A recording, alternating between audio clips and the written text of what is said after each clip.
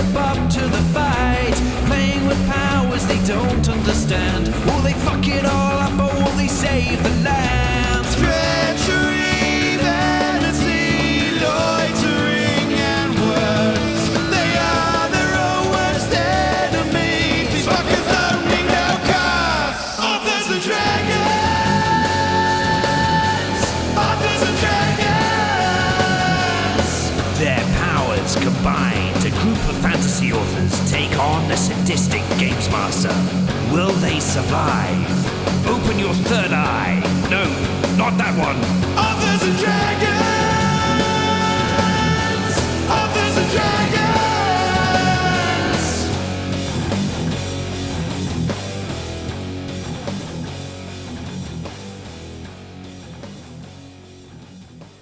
Hey everybody, I'm John Hartness, and I'll be playing the role of Fandango the Frozen. In real life, I am the founder and publisher of Falstaff Books, and I write multiple series including Bubba the Monster Hunter, The Black Knight Chronicles, and Quincy Harker Demon Hunter, the most recent of which is Comes a Reckoning and is available now, so gimme yo monies. Hey everyone, I'm Rick Gualtieri and I play Silas Kane, the paladin voted most likely to take an acid bath. In real life, I write several series, including the Tome of Bill of the Dead, Tales of the Crypto Hunter, and the False Icon series with R.E. Carr. Go check that shit out. Hello, friends. My name is Robert Bevan. I play the role of Klaus Richter, the notorious rogue. In real life, I write the Caverns and Creatures series of comedy, fantasy novels, and short stories, starting with the first book, Critical Failures. I also write a bunch of the Shingles books, including the last one that came out, which was, I don't know, something. And then the one that's coming out soon, and I think the one that's coming out after that. Go get all those. Good times. Hi there, my name is Steve Weverill, and I play Brandon Firemaster, everyone's favourite monk. Or at least everyone he'd care to ask. In real life, I write the Doomsayer Journeys with Falstaff Books, amongst other books. Look me up on the internet. Hey everybody, I am Drew Hayes, the float driver of this shit parade. In real life, I write books such as Superpowers, Fred the Vampire Accountant, 5 Minute Sherlock, and the Spells, Swords, and Stealth series, the 5th book in which will be coming out in Q1 of 2022, which is this year. All right, and when last we left our intrepid adventurers, they were having a dream about snow and presents and, you know, funny things that they may have woken up to find in their inventory. And now they will begin waking up in order of a new initiative that they're going to roll after they click on their tokens, of course. My wiener is still cold. I have awakened to Klaus talking about his wiener. Yep, I'm still in hell. Fandango rolls a 14. Silas gets an 8. Klaus rolls a 13. And Brandon Firemaster rolls a 24. Wasting a natural 20. Yep. All right. Start as you mean to go on. Now, for adjusting your hit points and everything post long rest, you do recover all of your hit points as normal, and half of your spent short rests if you use them. However, spells, key points, and other associated abilities that were used within the dream are still used. So do, mark yourself down appropriately for those. Waking up feeling oddly spiritually drained. Yes, Brandon, you awaken. Your dream fading away, but there is a bit more coin in your coin pouch, a ring on your hand, and a very comfortable beanie on your head. So it was a dream, but perhaps not a dream. I mean, definitely not just a dream. There's physical shit on you. That's pretty obvious. Yeah, as long as I got to keep my sweet hat, sweet ring as well. Yeah, this is pretty good. I'm not going to question it too hard. I believe in the Ice Day magic. The important thing is I got some stuff. It's the spirit of Ice Day. Exactly. And now I'm back in the acid pits, I guess. Happy New Year. We'll see. New Year, same you. Is there anything else you would like to do? No. I mean, for those of you who may have not perhaps been paying attention for the past month or so, since we've been farting around in dreams and having a New Year break, I believe we're still in the same frustrating situation we were when we went to sleep, which we're staring at this crystal case around the shard and wondering what to do. Perhaps Fandango can shed some light on it as his turn arrives and he awakens. Perhaps he can. Huh. I got a hat. This is cool. Yeah, me too. Oh. Well, Ooh. it's less cool now. Everybody got hats. Okay. We got hats. Oh, are we still here? I had an idea. And now everybody's not on the acid thing, so before the rest of these idiots wake up, let me try something.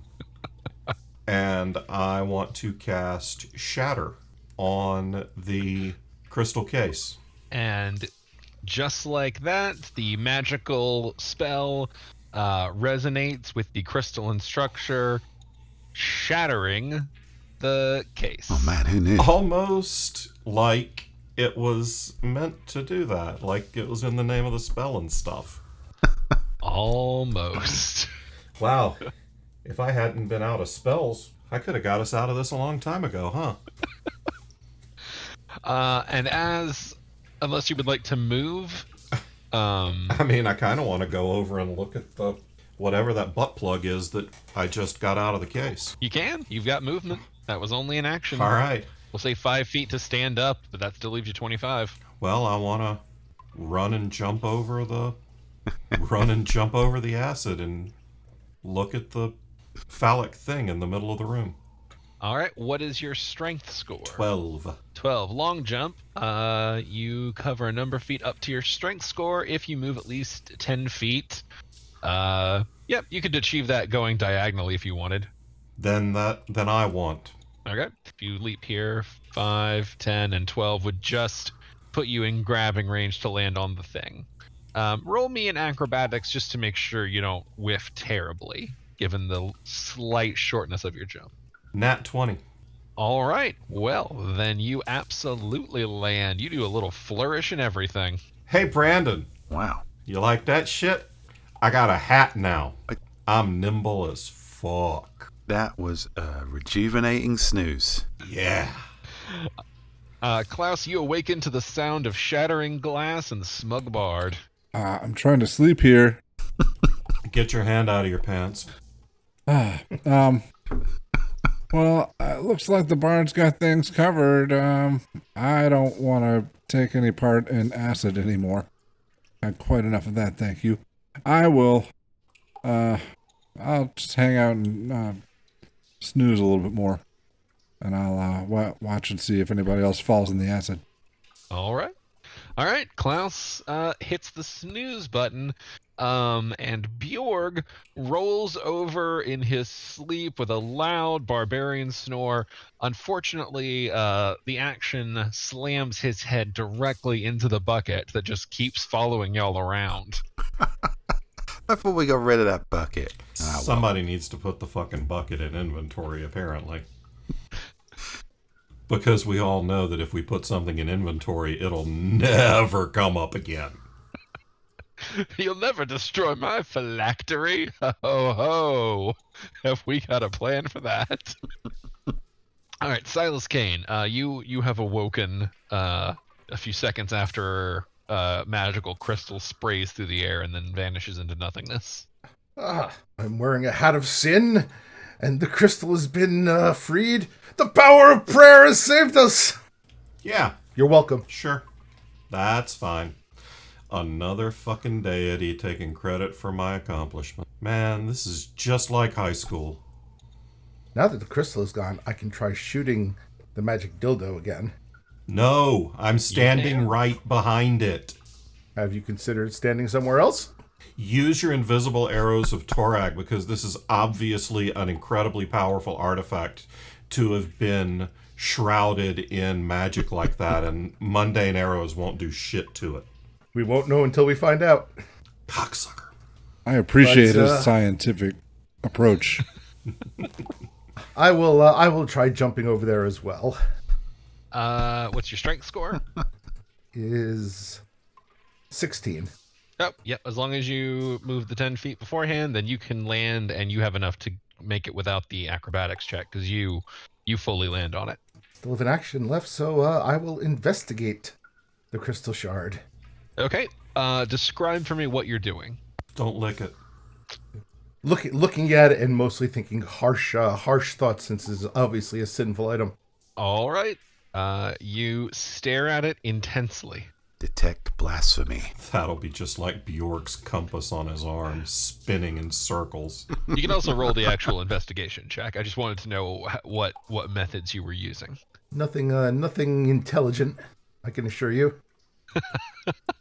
However, roll an 18. That's an intimidation. Oh, well, maybe I'm trying to intimidate the damn thing. Spread your cheeks and back into it. The dildo pees a little. I mean, Silas making prolonged eye contact does feel like an appropriate 18 intimidation. Well, after I browbeat the crystal, I get a 13 investigation. All right. You notice it is very smooth, very, refined, nice, and it has just a deep red color, as in the map. And if you want to see that for yourself, folks, you can go check that out on our YouTube channel, as we do post the video of these games. Sweet plug. Yep. Working them in. All right. Silas is working in the sweet plug.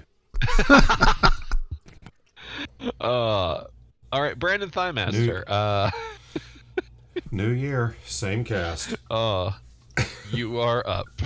Okay, now if I remember correctly, we're putting together the crystal golem for reasons I can't quite, or possibly wasn't paying attention to. I will hit a quick refresh because it's been a while and we took a Christmas thing and a New Year break. You have come to an island looking for the powerful energy source to hatch brand egg.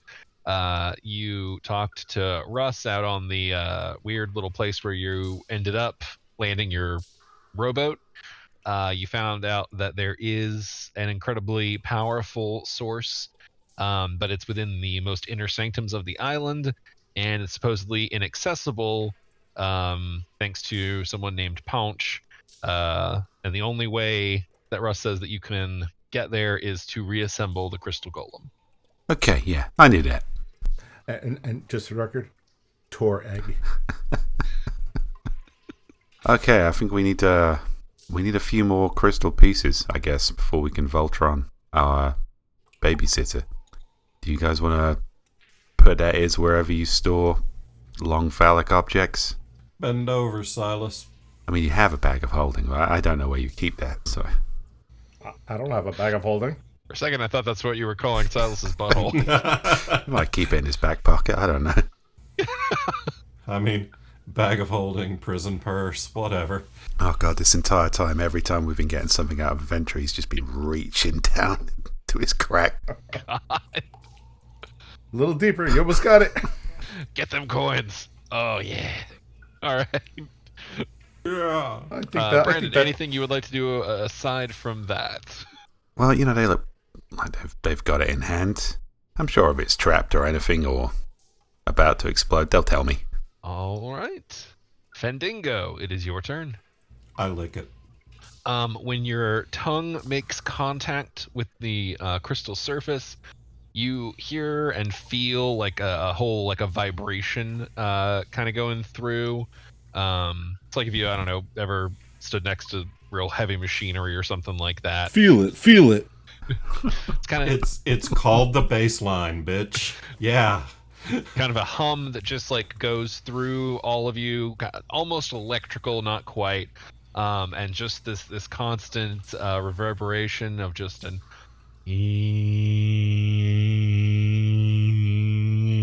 just that. I'm not going to keep doing it, but that. I know what this is. There are monks that do this and call it music, but it's not catchy. It doesn't have a beat. I can't dance to it. But it doesn't hurt me, blow up, or try to kill me. It resonates in my member. Nope. Just the weird, the hum, like the kind of the vibration feeling, and that just that pulsing sound in your ear. It does make it very hard to hear anything else while you're licking the crystal. I mean, I don't like stand there and perform cunnilingus on the crystal. I just give it one good long lick. No, I'm just telling you what you notice. It's like it drowns out everything, and your friends are always talking, so it is Fantastic. a noticeable effect.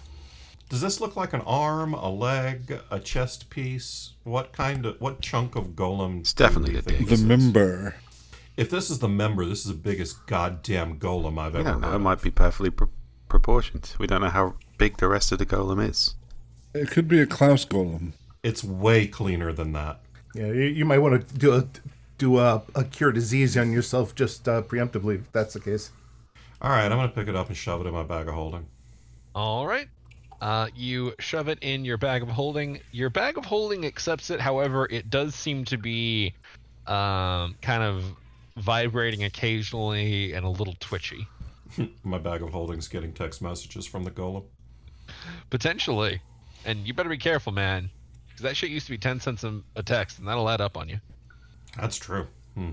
Good thing I still have like a bunch of Silas's money from earlier on in the campaign. All right. Klaus. Is there a door? How do we leave? Yes, to refresh y'all, there is a small passage that looks like it leads out over here. It's on the other side of the gate. All right. I didn't know where to have the map when you did that. So it's in the lower left corner of the map. Basically, it's the hall where the grinder spat y'all out. It's the other end of that hall. Oh, all right. All right, I'm just going to go all the way to the right and prepare. Well, I'll go one space down. And, yeah, I'll be walking around the spikes. All right. Silas Kane. There is no longer a shard there. I'm just going to move this to the GM layer. Boop. I'm going to jump out of the acid and try to get over here next to Bjorg. All right. You'll have to go diagonal to get your 10. No, I guess you can. Yeah, because that's. You might have to run along it sideways now that I'm looking at it. Or I guess you could do. No, you could manage a diagonal if you started at one end and just kind of ran at the right angle. All right. You've got 16 feet, so you don't have to roll acrobatics. You can just land. Alrighty. And then I will start tying a rope around Bjorg's leg, because we're going to need to drag him out of here. Excellent planning. Brandon Thighmaster. Well, I fully trust Silas to drag Bjorg through this spike trap laden terrain. Yeah, mission accomplished, I guess. Our first collectible golem piece. I'm just going to meander over to these spikes, and you know what? I'm going to put a little bit of faith in our rogue, and by which I mean I'm going to follow him through the spike pits, see what traps he can quote unquote detect. It's effective no matter how you detect. Yeah. They are detected if they hit. I mean, that is a I valid detected argument. this spike which is in my foot. That's, yeah. All right, Fandingo. I'm gonna try to start to leave. From where I am, can I see the door leading out? Or I've seen the door. Yes. I know what it looks like. You've seen the door, and the bars are like they're bars, so there is some see-throughness to it. That's fine. I don't actually have to see it. I just have to kind of know what the area looks like. So I'm going to dimension door to right in front of the door and then just wait for these slow fuckers to catch up. Alrighty. Might be the greatest waste of a 4th level spell I've ever done. No. The greatest waste would have been if you had tried it before taking down the crystal barrier. Valid. Let's just say there was some wardings in place. All right, Klaus. All right, I'm pretty confident that there's no spike traps on this far end. However, I would like to detect. I'll investigate the square below me. Alrighty. That an investigation check? No, looks like we're using perception for those. Okay. 22. Yes, you can see that there are indeed spikes on that square. Well, I'm glad I did that. Shit. That's quite a bit for me to jump. All right, I can still turn into a weasel, right? Yes. I believe. I mean, yeah. I don't think you use that since you've been on the island. All right, I'll say, Brandon, I am telling you there are spikes probably 4 spaces below me. For that bit of knowledge, I would like you to hurl me across to the bottom of the room after I turn into a weasel. Seems like the least I could do. Thank you. And transforming is an action, which you've kind of burned a little too much for on this round, so That's fine. We're going to go to Silas.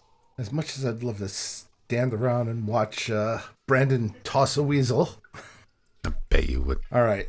So I'm going to leave enough slack to, hopefully when I cover this distance so it's not holding me back. So I'll leave about 30 feet with Bjorg and then take the other part of the rope, try to get a running start and see and jump as far as I can. But first I will put on my ring that inspires great jumping and see if it truly does inspire great jumping. That'd be pretty great. Okay. Do you have a full name for that, Rick? You told me it is a ring that inspires great jumping. And that is what I wrote down. Do you know where you got it from? Yes, from that vendor who sold me the bag of toenails. Oh, that vendor. Oh, okay. I feel like I probably don't need to look that up. All right. Hang on one sec. I am just checking to see if I picked that terming for a specific reason. Nope. Okay. Well, then we'll just let you go and see what happens. Try to get my 10 feet, and then I get what I deserve. Thank you, Tor. All right. How far can I make it? All right. Well, your jump is 16. So assuming you leap off, right there. I believe you can die. Roll me a dex save, and roll me an acrobatics, but give yourself advantage. All right. So dex save, coming at +3, only a 10. And you said acrobatics? Acrobatics with advantage. 14. All right. Landing on spikes makes it hard to balance, and you kind of wobble for a second. But whether it's the ring or not, you do kind of feel like something kind of helps you steady yourself as you handle the landing. Although really not much of anything, because we'll be honest, advantage didn't come into play on that. But you So do. where do I land? 16 feet, and that's where you landed. On spikes. Wait. Oh, that was not particularly great jumping. I thought it was great. It was a fantastic jump with a fantastic gymnastic appropriate landing right onto some spikes. Now you take 7 damage and you are slowed for 2 rounds. Ta-da! Good job, Silas. Well played, sir. Brandon Thighmaster. Okay, I don't really want to touch Klaus in Weasel form. Maybe less than... I'm not in weasel form yet. You may touch me now. You want me to throw you across before you turn into a weasel? And now I'm just saying you can touch me. Well, thank you for the offer. But I think we should remain just friends. Or, people who know each other. I'll wait patiently for Klaus to turn into a weasel. Let's just imagine that the rest of the time is just really awkward silence.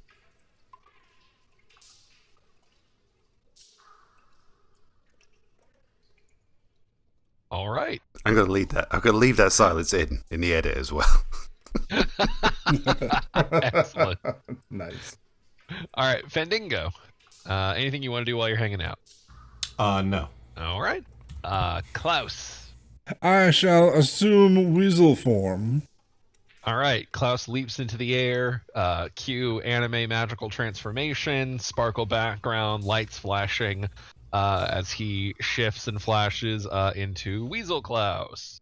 Are you impressed, Brandon? I sort of imagine that going like, yeah, it's the anime magical transformation sequence, but sound effect wise, it's just one long continuous fart. Yeah, that tracks. So that was your action. You still have movement if you want to use it. Well, no, I'm counting on Brandon for my movement. I can move a space closer to him. Yeah, if you wanted to do that, run up into his Hello? hand, whatever. Yeah, all right. You could just run up his back and sit on his shoulder. That feels like it's setting us up for a Scorpion and the Frog style situation where Brandon's condition is don't try to scamper up my butthole. Oh, you know what? Well, instead of having him hurl me, I guess he could just carry me. But I'm in Weasel form now. He does get that basically misty step.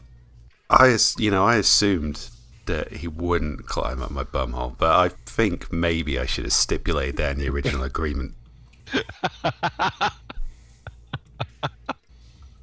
All right. No, I've asked before, and you've denied. I know the rules. You were in cat form at the time, but I mean, I imagine the same rules apply. That's good, but I feel like it's on me for not further clarifying. Oh no, that was Silas. Speaking of Silas, it is your turn. Well, it's probably pointless to continue jumping, so I will just walk forward to see if I can get to the entrance. All right. A DC Dexterity save. Son of a bitch. 10 again. All right. Then that is 7 more damage. And you are slowed. Well, we'll just say you max up to you're slowed for 4 rounds. All right. And boop. All right. There's no spikes where I am, right? No, you have cleared the last of the spikes. All right. So next round I will begin pulling Bjorg after me. Oh God! All right, Brandon Thymas. Well, we sat there and we let that happen. Oh well. It hasn't happened yet. Well, I'm not going to do anything to stop it. I've got my own things to worry about. I don't want to touch Klaus in any form, really. I would like to take... We're kind of touching already. All right, well, what I'm going to do is I'm going to take my broom out. I'm not like going to golf swing Weasel. I'm close. Why are you swatting me? I just got to do, when you get your hockey stick and just kind of wedge under the puck and flip it. Just going to do that. It's not going to be a full-blown baseball bat swing at the Weasel. He's curling, but with a weasel. I want to wedge him right. over the spikes. Hey, we get to say one of my favorite things in D&D. Roll for yeet. All right, I thought you were fuck that Weasel. That's also on the that list. Rogue. I'm gonna need a strength check. I mean, this is a finesse move. Okay. Have I put on weight? I mean, but it is truly. I mean, it's about power. It's about how much force you're delivering into flipping this weasel. Fair. Okay, here we go. 14. Flip that sucker like a pancake. I gotta look up the weight of a weasel in D&D now, because that's just where we are. Pushing the limits of this game. I like to think that future generations of D&D player will refer to this podcast when they're in tricky weasel flipping situations. Okay, it is a tiny beast.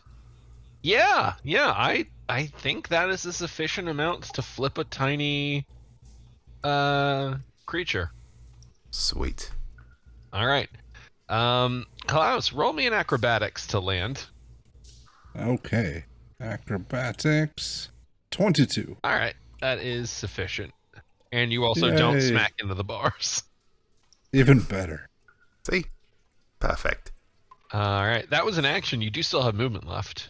I think I can take Step of the Wind as a free action, burn a key point, and that will double my jumping. So I would like to float gracefully across.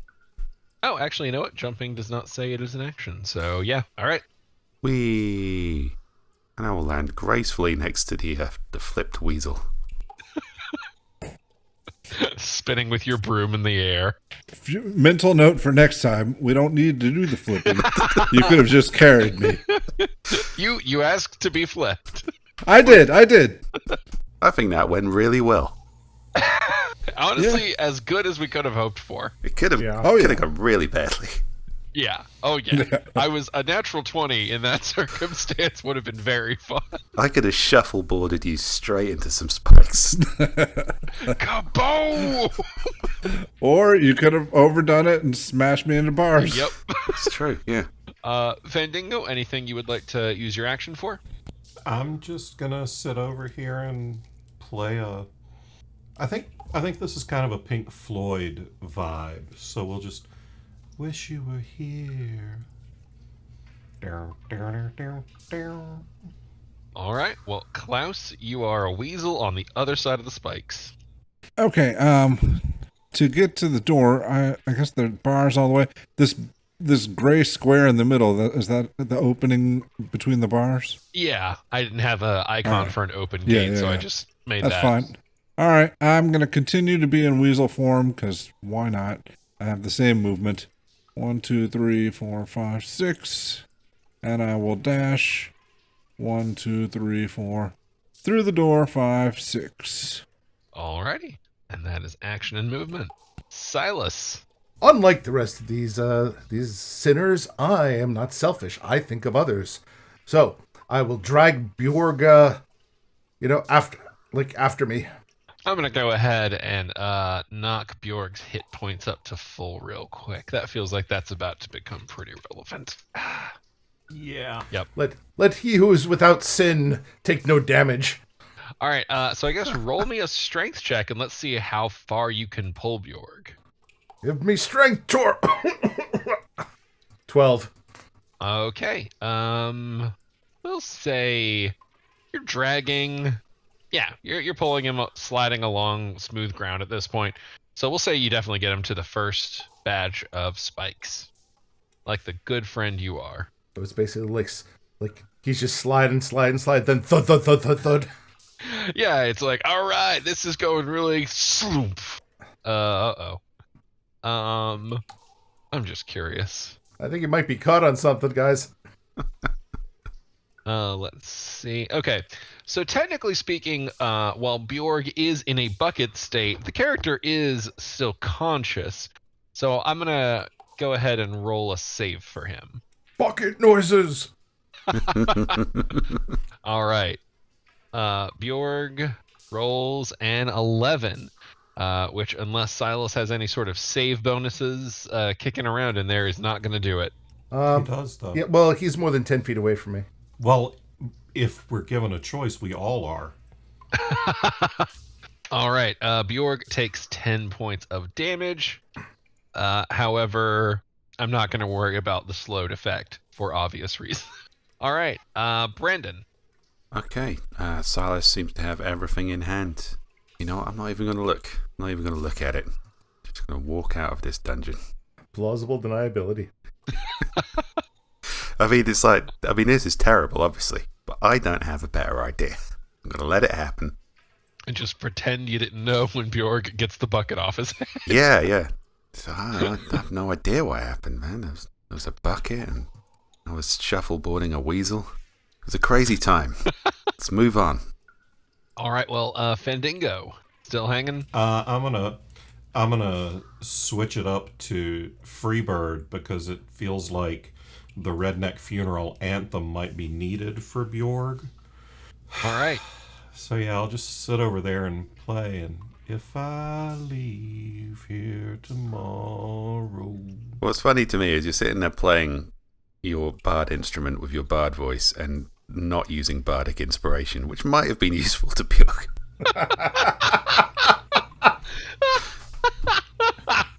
This crime goes so much deeper than...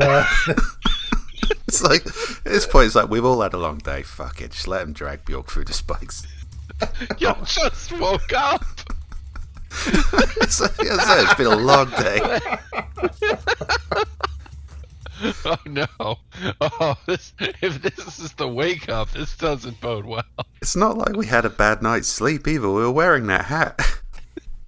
I want to save my bardic inspiration for a time when it may benefit me directly. Yeah, that's fair. I mean, it's not, but it's... Klaus, what would you like to do? All right. I am not going to stand by and do nothing like these other people. I'm sitting, thank you very much. I'm not doing nothing. Silas, I'd like to tell you I detect 3 squares of spikes below Bjorg. Is he still a weasel? All right. Oh, Shit. Yes, Sorry. All right. Never Why mind. is I'm this not weasel doing that. chattering at me? Step. Yes. All right. I will do my best to gesture that information, and then I will I go. don't understand weasel pantomime. Roll me a performance check. Oh, all right. That. Let's see. That is 17. It's a pretty good pantomime. It does convey the message fairly effectively. Yeah. You point to the ground, you make like the little sharp pointy motions, you gesture to the other spikes that you've all seen. Like it's there. It can be pieced together very easily. but it's Klaus, so if he's making sharp, spiky motions, that just sending a different message. You can interpret the art how you want. I can only tell you that it was well performed. Thank you. And if he's looking that way, the spikes are not hiding. And he walked through them himself. Yeah, there's blood on several. I just didn't want to feel like I did nothing. I mean, what do you want me to do? Yank him extra hard? Try to get him over? I'm just a weasel. Does you pantomime that as well? Seems like a statement full of ennui. I'm long gone. Seems like Klaus did a really great performance check to translate and tell us something we clearly already knew. I mean, to be fair, fuck, y'all don't watch Letterkenny. I do. Yeah, so we do. I'm just real tired of people doing that. you obviously associate with more humans than I do. Yeah, I mean, to be fair, we have forgotten blatantly obvious shit many, many times. One could almost say it's a foundation of the podcast. That's true. But it is also a foundation for ridiculous bullshit, and Silas Kane, it's time to yank Bucket Bjorg across another row of spikes. All I know is, as the paladin, it is my job to do whatever I can to make sure that, these sinful bastards make it out of here alive, and that's what I'm doing. Oh, only a 7. All right. You will pull Bjorg 5 feet, and let's see how Bjorg's save goes. Damn, there's a lot of friction on these spikes. Oh, Bjorg actually makes a save this time. Good job. Keep doing that. All right. So he takes 3 damage. And since he is going to be conscious and moving and not dragged by you the whole time, Bjorg's just going to run across the rest of this, as he is getting very tired of being pummeled. However, I have to do 2 more dex saves for the spikes he's crossing. 9 and 12, so that's full damage on each. And then, Silas, roll me a dexterity save. 12. All right. I'm gonna say that is not quite fast enough. So Standing there like, what? You could have run this entire time? Why was I dragging your ass? Oh God, it maxed out. So Bjorg is racing forward blindly with a bucket obscuring his head. And so obviously he doesn't know to stop when he's clear of the spikes, or when he's charging into Silas, or when he's slamming full force into you, and then the two of you crashing into the bars for 12 damage. This is the thanks I get for saving your life. I tried to warn you.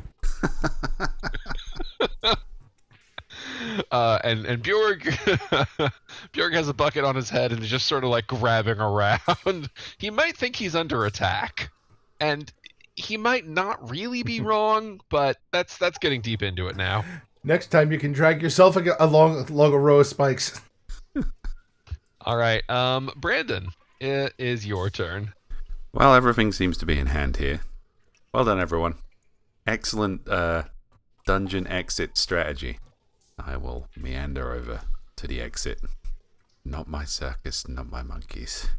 All right, Fandango, anything you want to do before we're moving on?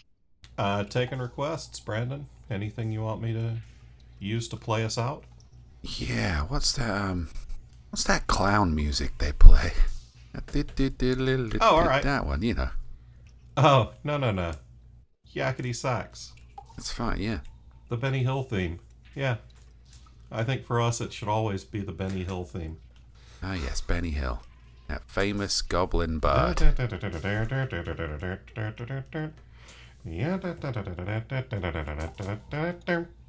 Yeah. So that's it. I'm just going to sit here and... Ooh, I think I still have bagpipes.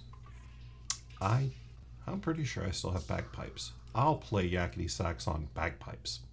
Oh, now that is a horror that none of us were prepared for. You know, if I could go back in time and do it again, that would be the theme tune for this podcast. And of course, Fandango has the crystal with the deafening capabilities. Yeah. All right, Klaus, you are up. All right, while Fandango is blowing on his rod and sack, I'm going to tortoise in the hair this thing, and I'm going to leave the room. Okay, you scamper on through. Well, I guess, are you going to open the door? I don't know if I can. I'm a weasel. All right. Then you are going to scratch at the door. Are you the tortoise or the hare in this nuts. scenario? I've lost I was a the friend. tortoise. I was, while Fandango was fiddling with his instrument, I was going to shout first and put my middle fingers up. Was there jerking off in the tortoise and the hare? It feels like if there was, it would make more sense. I think the hare was doing that. That's why, Probably. I want to say you're right. It's been a while since I've read it. Yeah. I mean, they said he was napping, but that feels like a code word for like mid-run, you're going to take a nap. Middle of the day. You know, he was lying there thinking tortoise is just the right number of holes. Oh, what a terrible callback that we still have a shirt for. I had a friend who had to stop in the middle of a 10K to take a shit. He had to, knock on a door. Knock on the door of some stranger's house and say, "Hi, I'm running this charity race right outside your door, and I really got to take a shit. I really need to jerk off. It's either out here on the porch or inside behind closed doors. Your choice. And all I can think is how many runners, you see the stories about them just pooping as they run rather than stopping and applying that to the jerking off principle. Oh, no. I've never seen it done, but... Ooh. Can you imagine you're in first place running and you turn behind you and the guy in second place just has it out and just cranking it? I mean, I'd also be horrified because how fast is that person if they're not jerking off? Your athletic career, Bobby, you could have been a contender if you just leave yourself alone. Is shitting during the race, is that is that to leave oil slicks behind them? Like a James Bond car. One runner's mortified that they lost control of their bowels. Meanwhile, Bob's getting ready for round 2, motherfuckers. Oh, I thought you meant the jerking off. I thought we'd finally found something worse than blue shelling. Slide on this, motherfuckers. New shoes, bad moves. Man, works even better in the Tour de France. Oh, dude. Those motherfuckers gonna need windshields. Oh, God, he's activated the rooster tail. The rooster tail. No, pedal with your mouth closed. I ate a whole pot of chili before this race. Oh, God. All right, that was Klaus's turn. Silence, you're up. I will slide out of here, since Bjorg is obviously an ingrate. And I will double move since I'm still slowed. He can pull himself with his rope. Yep, Bjorg is going to double move as well. He is also slowed, though. And he has barbarian speed. I'm going to want that rope back. All right, Brandon Thighmaster. Well, seeing as our rogue is still a weasel, I'll open the door. Why not? All right, the door is locked. I think you forgot you're in an area you weren't really supposed to have access to. It's true. Okay, well, I was going to say, it probably didn't take many actions for me to realize the door was locked, but I might be giving myself too much credit. How long did it take me to realize the door is locked? I mean, honestly, you can count that as movement, like, because I just think of the way you like try to push into a door, and it's just boom. Sure. Well, as the most competent rogue on the team at the moment, by which I mean we have no competent rogue, I'll investigate the door. When I say looks like it's locked, I want to say that with authority. Okay. Roll me an investigation. 12. La-dee-da. Looks like it's locked. All right. So everything around y'all is stone, except for obviously like the metal work and things like that. But y'all are clearly in some sort of cavern system. The door itself is metal with joints that have been welded to the stone, so very secure. And yes, it is locked. Cool. Can I see any sort of lock hole? Oh yeah. There's a keyhole. All right. Okay, I say with authority, this is a big old door, but it has a keyhole. And then I'll do nothing for the rest of my turn. All right. I've contributed. Fendingo. Music enough for one day. I'll take the golem's leg out of my bag of holding and press it firmly against the lock to open the door. Yeah, that crystal's way too big to fit in that keyhole. Yeah, I figure it's just like a touch-sensitive thing, you know? Like at the Hilton, you just press your key card to the doorknob. I'm just Yeah, those doors don't have keyholes. All right, Fendingo, you pull out the crystal. You hear the you tap it to the door. Nothing happens. When Klaus said that, he was still in Weasel form, and it was just a tiny little Weasel jerking off motion. I think I got the gist of it. All right, Klaus. All right, it's my moment to shine. However, I do need to be lifted to the keyhole. I will pantomime to Brandon that I wish to be lifted to the keyhole. Is that a performance? Yes. Natural 20. Wow. Double natural All right. 20s. Yeah, you perfectly indicate that you would like to be lifted up to the keyhole. I think I speak Weasel. When did this happen?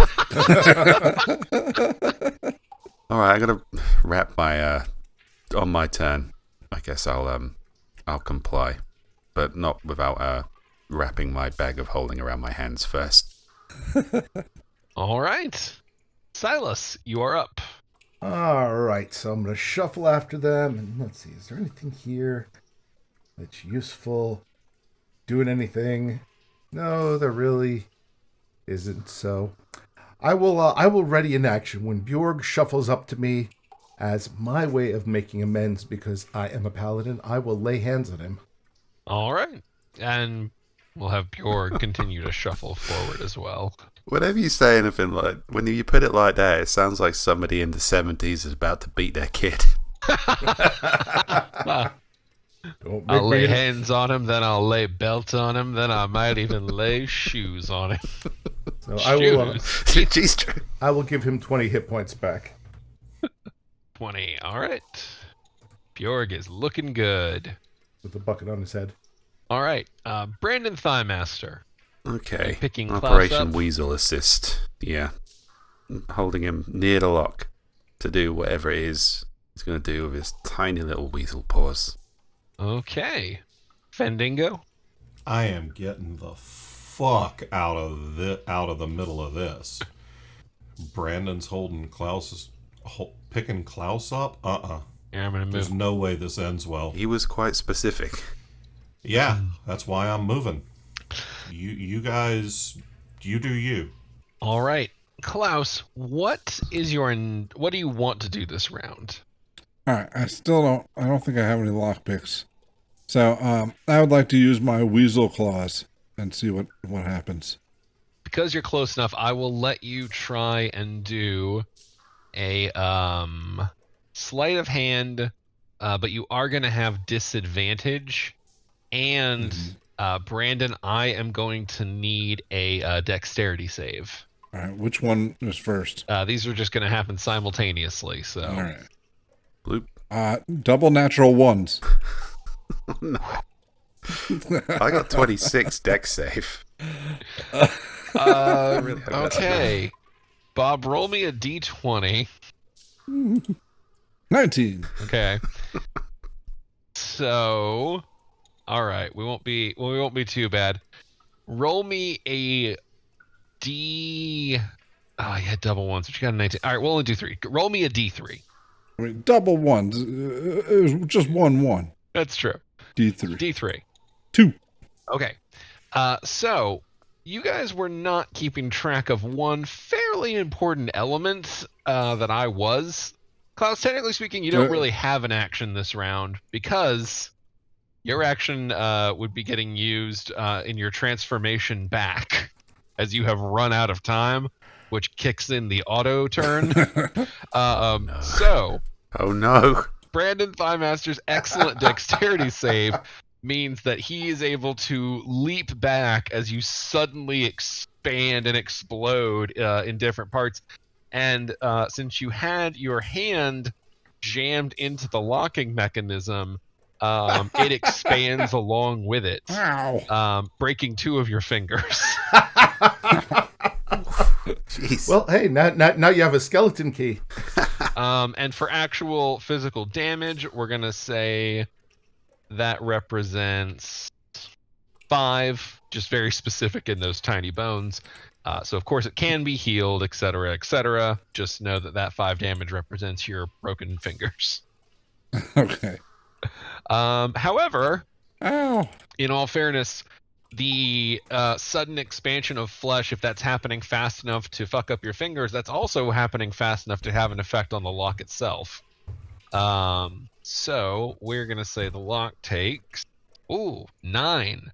9 internal damage. Fuck you, Lock. As Klaus's transforming weasel hand and bones are like kind of smashing around. There's bits of his blood. It's it was not built for this. Nothing is built for that. It's unconventional. All right, Silas. Whoa, before we continue, Oh. is my hand still stuck in there? No, it was not All right. nearly. That would be a lot more. That's part of what you were rolling for. Yeah. Okay. You were able to All right. jerk your hand back fast enough. He's used to jerking his hand. Yes. Yeah. Oh, man. Well, I was Since, just about to say that. since we have now determined the lock is the enemy, I will try to shoot an arrow into the keyhole. I mean, you've got one solution, but by God, it does often work. Roll it up. It's important to remember that also it often doesn't work. A 20. Yeah, you're close enough and got time to line up your shot. There's nothing external. Take that, lock. A 14. Okay, with the internal damage that Klaus has already done and him widening up the structure, yanking his hand out, we're going to say it's flared enough for your arrow to punch in, tear apart some of the mechanisms, and you definitely hear like a clunking sound within. And the door never opened again. I gotta say, Drew, that was a really very good job of avoiding all of the double entendres that you could have picked for describing how Klaus expanded inside the lock. You know, I really view it as my place to set them up than to knock them. That's really y'all's department. Or A&D listeners, just remember that next time you use that as a pickup line. Hey, baby, I'd like to expand my weasel hand in your lock. It will absolutely work. All right, Silas, you have some movement. Do you want to try the door? Sure. Hit up All there. right. Silas pushes on the door. It does resist for a second. However, it has been torn up enough inside that the lock gives way, opening, revealing the next map, which we will see on the next episode of Authors and Dragons. But don't you worry, because you know we're not done yet. While we've been doing this, John has been doing a live blog and taking your questions over at facebook.com/authorsanddragons. But before we get to him, we have to jump over to the questions that have been left in the Discord, because that's associated with the Patreon, patreon.com/authorsanddragons. And that's all my vamping to give Rick enough time to look them over. So, Rick, what kind of questions do we have in the Discord? All right. Well, our friend Aaron Tiggy asks, are any of you going to try to make cameos in Shingles the movie? Yes. I think all of us are going to try. Definitely going to try. Whether or not we succeed. Cameo hell, I'm recording my audition this weekend. Oh, damn. John's going for the real deal. Yeah. I mean, look, I got the theater degree. I may as well put it to work. We've got characters written for disgusting assholes in the film. I got that covered. So My ambitions were more sort of like stand in the background. You know, if they needed someone to just stand in the background. Yeah, my goal is like one scene that I can like point at with my family and be like, see, look, there I am. And then just be done with it. I'll be there. If Radzinski can handle my talent, I'm willing. That raw animal bobnetism. oh, I figure I'll be like, some like shiny bald head in the background that one of our fans can point out and be like, hey, look, there's Robert Bevan. I swear to God, I want Steve to put you both in as extras and list you wrong in the credits. So yeah, sounds like most of us are gonna try to participate in some fashion. Until Steve Radzinski wises up and throws our asses off the set. Well, in a very related question, our friend Stage Mike asks, how involved are you guys in the movie production process? For example, are you handing the project off entirely to Steve R., or are you staying heavily involved? I think there are differing degrees. I'm staying hands off. Yeah, I'm kind of I in the have same no boat. knowledge. I plan to be on site or in the area for the whole time they're shooting, just because I've worked in that world before, so it's just kind of going back to another life. But Steve's in charge.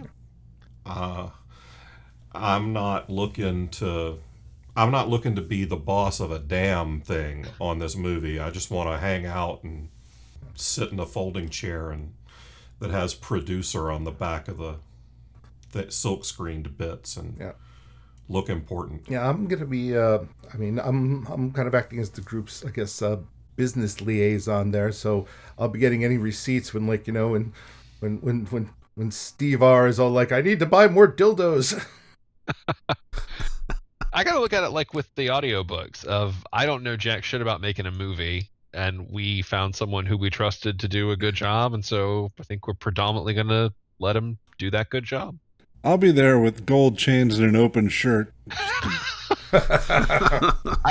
I think I told you all this. We were doing some con applications this week, and I did check the producer box on an application for the first time. I was like, Nice. this feels like Me bullshit, too. but I know it's not. Yeah, I checked that same box and I was like, all right, motherfuckers, put me on that panel. It's like, this is a weird credit to have to my name. Yeah, something. I don't think we can do any worse than the guys who were trying to be like, and Superman needs to fight a giant spider at the end. Yeah, I mean, there's a universe in which Batman versus Superman got made. So we will fuck up less than that. Yeah, that's a promise I think we can absolutely deliver on.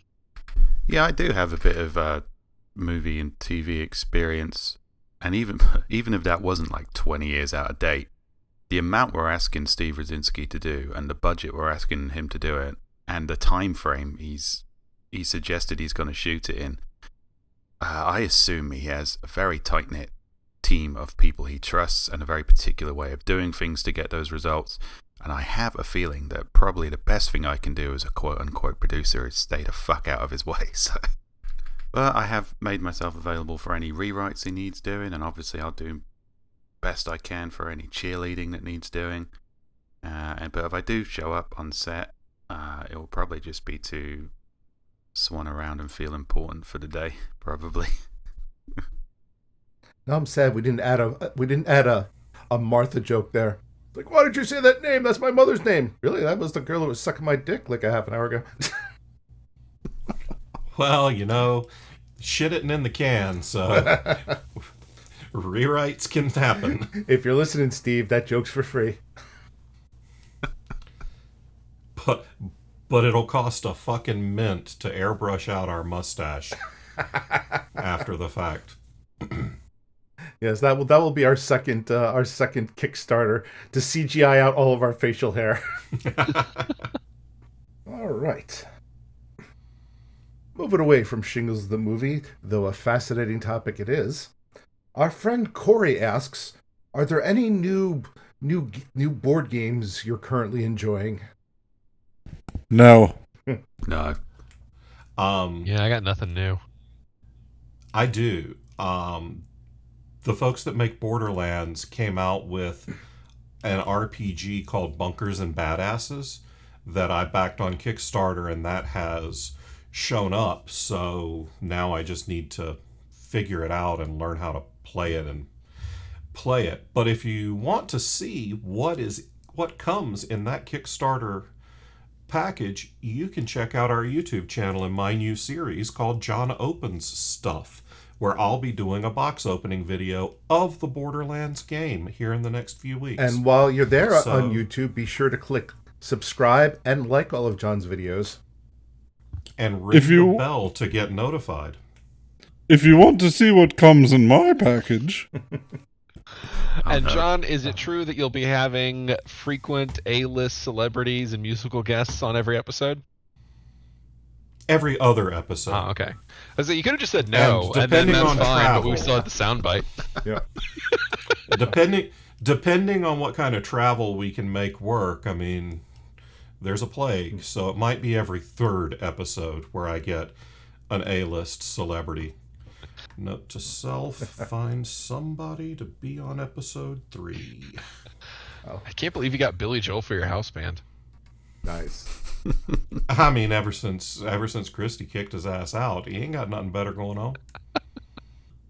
Just Hey, that's the new look, A&D I got- strategy. Just overpromise, Yeah. motherfucker. He's just sitting there drinking it. I didn't start the fire. Hey, I hear Jason Momoa's available nowadays. Well, he's single. I think that's... I don't think it was his relationship that was holding him back from appearing on this show. But maybe it was. Let's reach out. No, you will not appear on Authors and Dragons. Oh, but I really want to. I mean, really, wouldn't any self-respecting spouse tell their significant other, "No, you are not going on that fucking show"? Yeah, and that's why they got divorced. Oh, Exactly. Sorry, Lisa, it's our fault. I'll help soothe your heartbreak. Call me. Get back to the original question. I actually have been playing a new board game, or I guess a new card game. It's called Poetry for Neanderthals. I think it's by the makers of Exploding Kittens, and the whole point of it is, Ooh. I guess it's kind of like Pictionary, where you're trying to get people to guess words and phrases, but you can only describe it in one syllable words. Otherwise, you get smacked with an inflatable club. that's a fun mechanic. Oh my god, we need to play that. Perhaps at A&D Con 2022 in Charlotte in August. And if you haven't already bought your tickets, there are 2 tiers of tickets available this year, and you can get those at authorsanddragons.com. And while you're there, you should click on the link to reserve your hotel room. And Rick, did you have any more Discord you want to do, or should I throw to John? Nope, we can throw. Okay, I will set up to throw. All right, well, that checks in with the Discord. How about we mosey on over to the Facebook and see what questions folks are posing over there? Alrighty. Since Joe is living inside a bucket right now, I am the gatekeeper. Bitches. We'll start with business. Our friend Vicky asks, what are your publishing plans for 2022? She actually asked 2021, but I'm going to correct it for her and not let the entire world know that Vicky doesn't know what year it is. Been a long year already. Yeah. What's coming out and when? And then, John, how many books is Falstaff releasing this year? So, what does everybody have coming out this year? It's looking like I'm doing a lot of shingles. So, a normal year for Bob. Yeah, I'd like to get shingles out there. And I may finish a book. As for publishing, I Let's not get ahead of ourselves. It's January. We're all tired. I too would like to get at least one shingles out there. In addition, I have Bill of the Dead and Hybrid of High Moon 4, which are currently in production. And after that, well, I will be working on my very first Falstaff titles. Which will not release this year. Just putting that out Getting ahead of it. I respect that. there. Yep. That shit is not Oh, and we don't know when the audio's coming. Here's just a quick reminder that I post what I'm going to be releasing in the year ahead on my website, drewhaysnovels.com, and also what I'm working on at any given time on the series status tab. So it's all right there at any time for you to check out. But to hit the year ahead, first up in Q1, I'm going to be publishing Spells, Swords, and Stealth number 5. It's the biggest one of the series by a wide margin. It went way over and blew the shit out of my schedule, but the upside is it's going to be a big-ass book, so hopefully folks will enjoy that. I'm going to be writing and publishing Fred the Vampire Accountant number 8. Look for that later in the year. I'll be writing 5-Minute Sherlock number 3. That one is published generally through Audibles and Audible Originals, so I can't say for certain when that will get released. That has to slot into their schedule, so I can only promise that it will be written this year.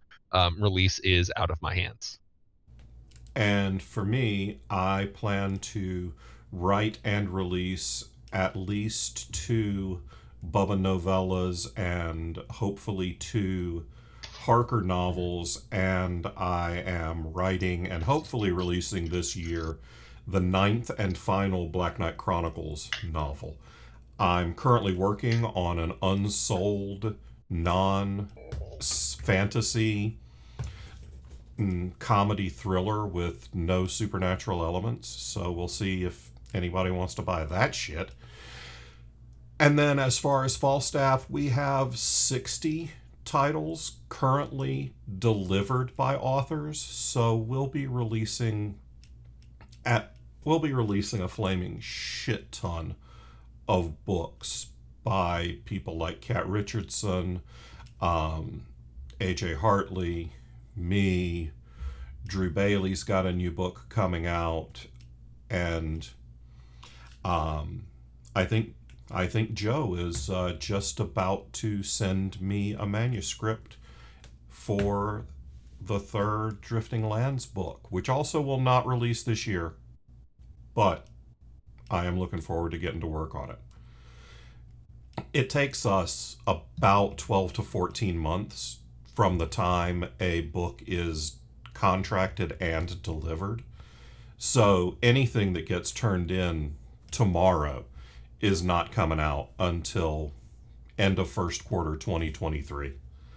It just takes that long to go through all of the steps that we go through, and there's that much in the queue ahead. I have 13 titles that I am the lead editor for sitting on my desk right now. So anything that gets delivered goes at the end of the line. So it takes a while.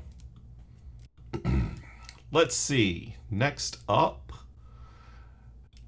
our friend Nelson asks, what's your favorite sandwich? Fuck, that's a question. That is a weird name for a sandwich. I'm just like, Turkey and Swiss. I got that one. That one is easy for me. When I was in college, there was this place in Hoboken called Vito's. I think it's still there.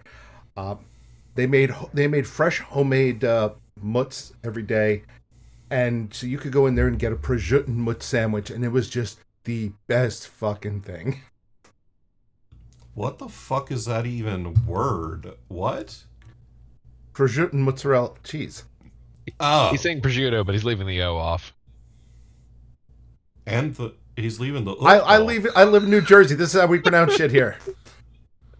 I just thought everything in New Jersey was fuck you. You know, the same way we make Newark like one syllable. You know, I'm going to Nurk. If you go, We you, all you make go Newark in, you go one into syllable, but it's fuck. you go into any deli in New Jersey and ask for prosciutto and mutts. They're going to know what you're talking about. The rest of the world, obviously, you guys speak a different language. If I go to a deli in New Jersey, I got bigger fucking problems than pronouncing Yes, mozzarella. yes, deliciousness.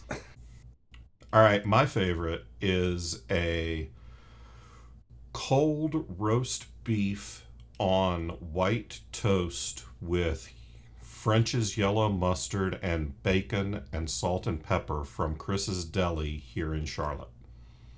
It's fan-fucking-tastic, and I'm pretty sure that's now what I'm having for lunch tomorrow. I like a great many sandwiches. I love a club. I love a BLT. I love a meatball sub. But I'm going to go for favorite. I think I have to go with the sandwich that breaks my culinary limits. Because I don't like pickles and I don't like mustard. But if it's good, I will eat the fucking shit out of a Cuban sandwich, which heavily features both of those components. But they just work. They work in that sandwich so well that I don't care. They don't have sandwiches in the UK. They just grind them all up into moose rings. Hey, it's our one contribution to the culinary world. Thank you very much. That's not true. You have spotted dickheads. I mean, whatever you call that fucking It's thing. a one meaningful contribution. Well, one contribution that isn't just, a penis innuendo on a plate. I would go for... You know what? I like a great many deal of types of sandwich. I could just put anything between two slices of bread and eat it, whether it wants me to or not. Careful of saying that too close to Klaus. God. But I'd say I could probably go for a smoked salmon and cream cheese on white, regardless of what type of day it is. It's 2:30 in the morning where I am now, and I could absolutely eat that right now. In bed, like some sort of fucking maniac. Can I tell you, my dad used to eat potted meat and mayonnaise on white bread as a sandwich. That fucking, oh God. So did mine. God. My dad used to cut Vienna sausages in half and lay them on white bread and eat that shit. That sounds good. Oh no, we're inspiring Steve. Yeah, it really, Oh no. it really kind of was. Oh yeah, there's something to be said about the cheapest, most awful meat imaginable. Just needs brown sauce. Just under maybe like a centimeter of butter on the most generic white bread possible. Found this dead possum outside my house, but I had 2 slices of bread. A sufficient amount of butter and some brown sauce. Yeah, I'm hungry now. We always do this. Start talking about food. Damn it, now I want some roadkill. Oh God. All right, John, do you want to do one more, or do you want me to walk us out? Oh, I've got a good one to close on. Okay. This will be good for us all to play with. All right, one last one, and it comes from our good friend, Fuck You Mark. Everybody. Fuck you, Mark. Fuck you, Mark. Fuck you, Fuck Mark. you, Mark. And a happy new year. Yep. He did send me the sweetest holiday card with pictures of his adorable wife and children and his big, silly, grinning mug. Go. So your family's great, Mark, and fuck you. What is a title for a non-existent book that you want Joe to write? 101 amusing non-existent book titles by Joseph Brassey. A coffee table book. Featuring art by Robert Bevan. Oh my God. How to horrify friends and scare off strangers. Critical Failures 10.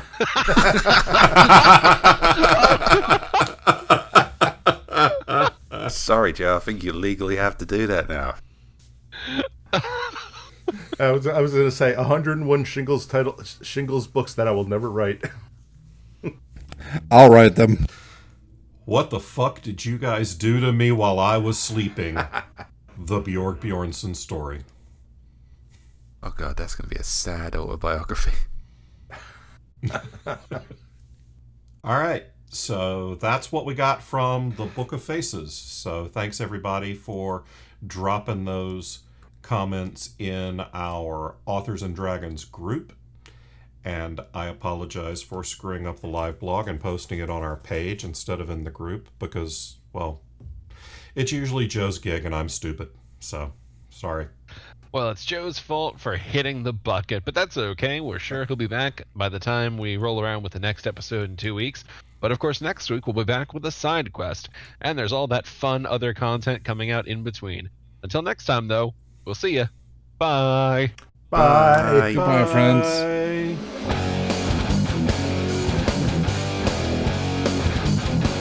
Authors and Dragons is brought to you under a Creative Commons license, meaning you are free to share this material so long as credit is given to those who created it, which is us, the people you just heard play the game. Opening and closing themes performed by the Gore Core 4. Authors and Dragons! Authors and Dragons!